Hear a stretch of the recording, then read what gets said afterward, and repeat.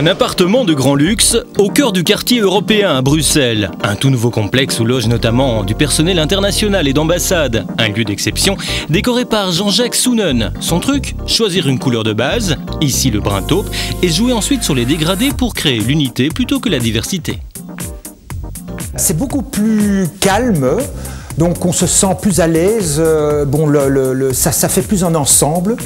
Et ça, c'est très important. La couleur du bois du mobilier a aussi été retravaillée, comme sur les fauteuils et chaises. Le chêne d'origine a été passé à l'ammoniac pour le griser, avant de le peaufiner grâce à une huile spéciale pour donner un aspect patiné. Il en existe à moins de 20 € le litre. Cerise sur le gâteau, un cadre qui habille la télévision. On a fait spécialement cet encadrement qui rappelle les fauteuils. Mais c'est comme un tableau vivant. Donc on pourrait aussi éventuellement faire passer chaque fois un film d'une cheminée, par exemple, avec le feu, et on ne doit pas avoir de cheminée alors. Particularité de cet appartement de 140 mètres carrés, une baie vitrée arrondie. L'avantage, elle ouvre les perspectives. Côté déco, Jean-Jacques a choisi un double système de store, l'un électrique pour se protéger du soleil et l'autre pliant. Une pure fantaisie dont le tissu soyeux se paye tout de même à plus de 100 € le mètre. L'idée peut évidemment se décliner avec des étoffes moins coûteuses pour créer un effet tout aussi cosy. L'unité est à présent créée. Pour trancher, le décorateur conseille de placer une pièce un peu différente. Ça, c'est un peu un meuble plutôt moderne, en inox, en nickel en fait, pour dire.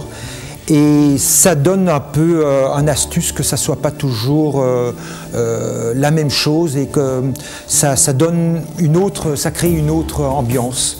Juste à côté du salon, la cuisine américaine. Elle restait l'une des solutions idéales pour une bonne intégration. On a fait spécialement un bar pour séparer un peu le salon avec la cuisine et pour intégrer en fait le tout.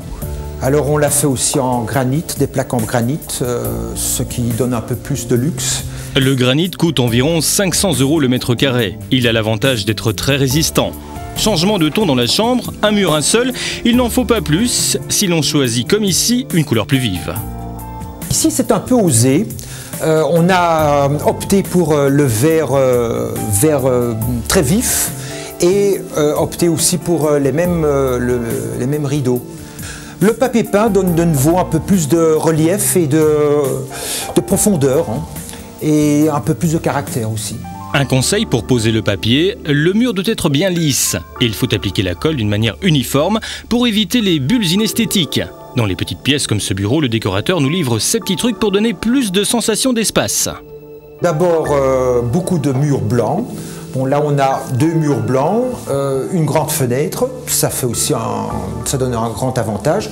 Et de nouveau, comme dans l'autre chambre, un papier peint avec les mêmes coloris que le rideau.